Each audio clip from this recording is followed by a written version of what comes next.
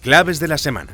Seguimiento de noticias internacionales elaborado por CESCE. Saludos, estas son las noticias clave de la semana. El endeudamiento mundial alcanzó un nuevo récord en el primer trimestre de 2026. Estados Unidos golpea al núcleo empresarial militar de Cuba. Más asuntos, cumbre de alta tensión entre Xi Jinping y Donald Trump con la guerra de Irán de fondo. Hablamos también de estancamiento en las negociaciones en Oriente Medio. En África, Etiopía, los tambores de guerra vuelven a sonar en Tigré. Y terminaremos este repaso informativo en Estados Unidos analizando la decepcionante cifra de crecimiento en el país. Comenzamos. El endeudamiento mundial alcanzó un nuevo récord en el primer trimestre de 2026. De acuerdo con las estimaciones del Instituto de Finanzas Internacionales, los pasivos se incrementaron en más de 4,4 billones de dólares en los 3 primeros meses del año, hasta alcanzar los 353 billones. Esta cifra se explica en su mayoría por el aumento de la deuda pública en Estados Unidos y el incremento de las obligaciones crediticias de empresas no financieras de China, principalmente de capital estatal. En las economías desarrolladas, a excepción del país norteamericano, el volumen de la deuda disminuyó ligeramente. Por su parte, los mercados emergentes, excluyendo a China, registraron un crecimiento discreto.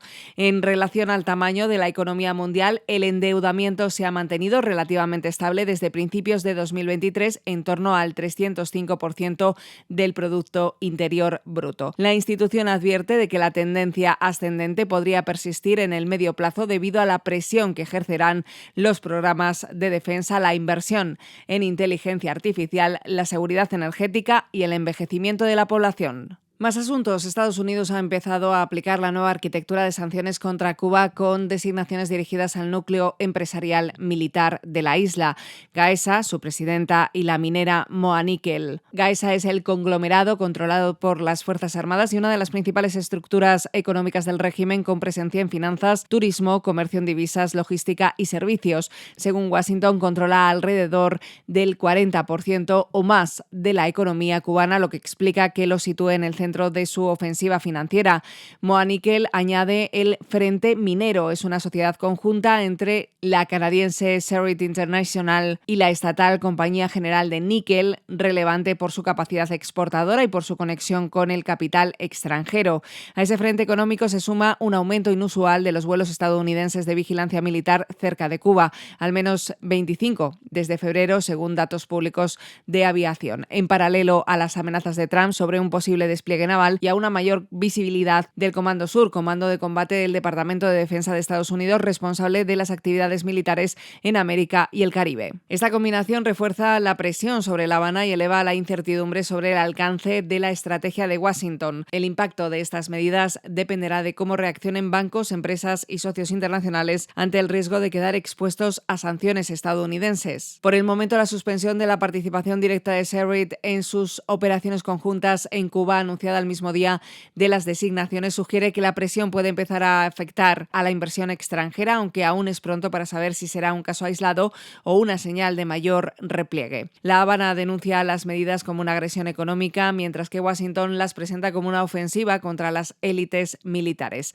El golpe puede reducir los márgenes de financiación del aparato estatal militar, pero también agravar las restricciones sobre inversión, producción y servicios básicos en una economía ya muy deteriorada. Les hablamos además de China, Estados Unidos e Irán y de esa cumbre de alta tensión entre Xi Jinping y Donald Trump con la guerra de Irán de fondo, como antesala de la histórica cumbre que reunirá a los presidentes Xi Jinping y Donald Trump en Pekín los próximos 14 y 15 de mayo de 2026. China ha ejecutado durante los días previos una serie de maniobras estratégicas que la consolidan como el mediador indispensable en la crisis de Irán. El pasado 6 de mayo, el ministro de Exteriores iraní, Abbas Araghchi, fue recibido en Pekín por su homólogo Wang Yi.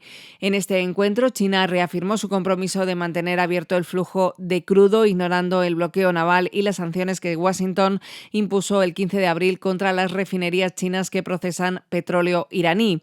Para reforzar esta postura, el 8 de mayo entró en vigor la orden del Ministerio de Comercio chino para contrarrestar las sanciones extraterritoriales de Estados Unidos. Según estas órdenes de bloqueo, si un banco en territorio chino congela los activos de estas refinerías por miedo a Estados Unidos, el gobierno chino puede multar o demandar a ese banco en territorio nacional. Así, China ha convertido el cumplimiento de las sanciones estadounidenses contra sus refinerías en un delito dentro de sus propias fronteras. En paralelo, Irán ha condicionado el paso del estrecho de Hormuz al pago en yuanes, eliminando el uso de dólares en la transacción y evitando el control por parte del sistema financiero estadounidense. Por su parte, Estados Unidos sancionó la pasada semana a 6 empresas tecnológicas chinas bajo la acusación directa de proporcionar inteligencia satelital y apoyo logístico a Irán.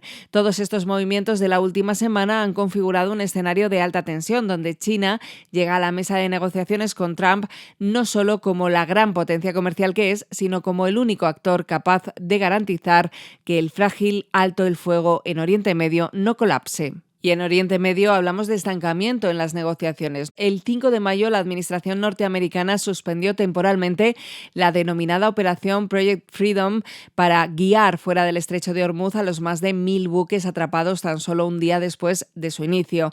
Washington indicó que esta decisión se había adoptado con el objetivo de facilitar las negociaciones con Irán. En ese momento la posibilidad de que concluyese la contienda parecía factible. Medios estadounidenses indicaron que ambas partes estaban cerca de firmar un memorando de entendimiento que declararía el fin de la contienda y daría paso a un periodo de un mes para negociar un acuerdo. Sin embargo, los últimos acontecimientos han alejado ese escenario. El presidente Donald Trump ha calificado de inaceptable la respuesta de Irán a la propuesta de paz norteamericana. De acuerdo con la información publicada, Teherán había solicitado el levantamiento de las sanciones, el fin de la guerra en todos los frentes y el cese del bloqueo estadounidense a las exportaciones iraníes. Asimismo, la respuesta incluye el aplazamiento a una etapa posterior de las conversaciones sobre el programa nuclear. En resumen, las negociaciones han vuelto al punto de partida donde las divergencias entre ambas partes continúan siendo enormes. El pesimismo sobre la evolución del conflicto ha provocado que el precio del barril de Brent se sitúe nuevamente por encima de los $100. Ponemos el foco ahora en África, concretamente en Etiopía, donde los tambores de guerra vuelven a sonar en Tigré. El Frente de Liberación Popular de Tigré ha restaurado el Parlamento de la región, nombrado al Consejo Legislativo que gobernaba antes de la guerra de 2020-2022 y escogido al histórico líder Debretsion Gebremichael como presidente regional. El gobierno de Etiopía no reconoce esta elección, ya que recientemente había prorrogado por un año el mandato de la administración provisional de Tigré, liderada por el teniente general Tadesse Berede. Las dos partes se acusan mutuamente de violar el acuerdo de paz de Pretoria, que puso fin a las hostilidades. La guerra civil tuvo lugar entre 2020 y 2022 entre las fuerzas lideradas por el Frente de Liberación Popular de Tigré y el Ejército Nacional de Etiopía y causó la muerte de cientos de miles de personas de forma directa e indirecta a través del colapso del sistema sanitario y el hambre, en uno de los conflictos más sangrientos de las últimas décadas. Aunque sigue siendo muy poderoso a nivel regional, el Frente de Liberación Popular de Tigré, que gobernó Etiopía de facto durante 3 décadas, fue ilegalizado como partido político el año pasado. El acuerdo de Pretoria se ha visto sometido a gran presión en los últimos meses con escaramuzas armadas entre las fuerzas del TPLF y el Ejército Federal y los combatientes alineados con el gobierno. Con las elecciones nacionales de junio de 2026 en el horizonte y el TPLF excluido del registro oficial de partidos, el riesgo de que estalle un nuevo conflicto es el más alto en los últimos años. Y terminamos este repaso informativo, las claves de la semana,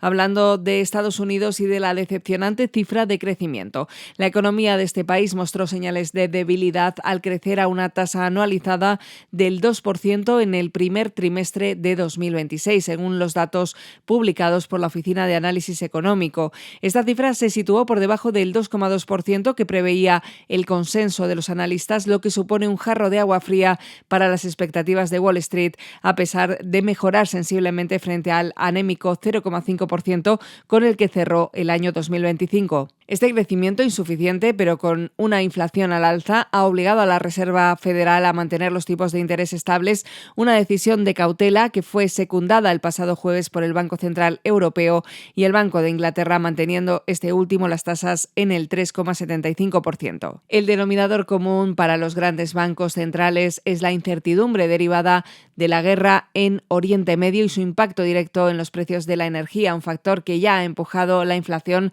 hasta el 3,3% en Estados Unidos y que mantiene a la economía estadounidense en un impasse respecto a su política monetaria, justo cuando Kevin Warsh tomará el relevo al frente de la Fed el próximo 21 de mayo. Y hasta aquí nuestro repaso de noticias internacionales. Recuerda que puedes consultar más desde el apartado de comunicación Claves de la Semana en nuestra web ceste.com. Hasta la semana que viene.